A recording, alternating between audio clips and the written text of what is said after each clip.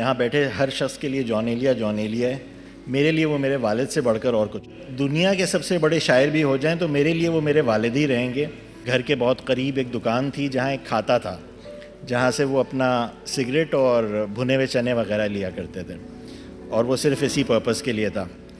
تو ایک دن میں ان کے ساتھ گیا تو میں نے دیکھا کہ بھائی اس طرح کا حساب کتاب ہے کہ کوئی پیسے ویسے دیے نہیں جا رہے ہیں، اور جو چیز ہے وہ خرید کے جائی جا رہی ہے، لے کے جائی جا رہی ہے. تو میں نے یہ کیا کہ میں ایک دن گیا اور پھر میں نے ان سے کچھ چیزیں کہیں تو انہوں نے مجھے دے دیں.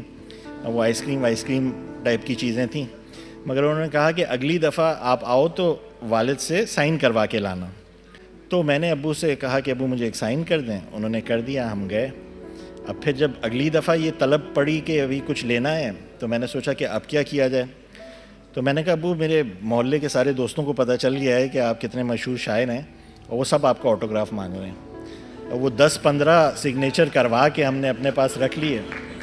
یہ بہت زیادہ مسکنسیپشن ہے کہ ہم انہیں کم چاہتے ہیں یا ہم ان کا کام نہیں وہ کرتے.